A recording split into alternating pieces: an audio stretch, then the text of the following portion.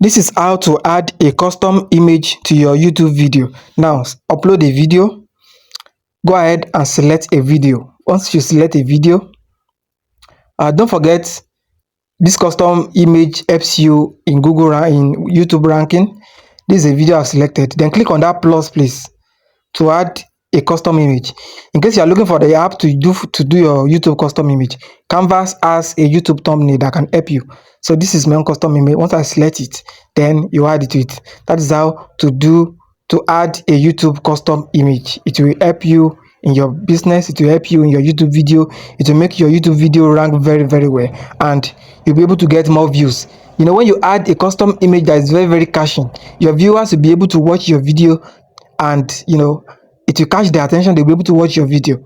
So I'm sure this video has helped you. Please do well to subscribe to this page, because we upload more educational tutorials, educational videos that will help your YouTube to grow very, very well.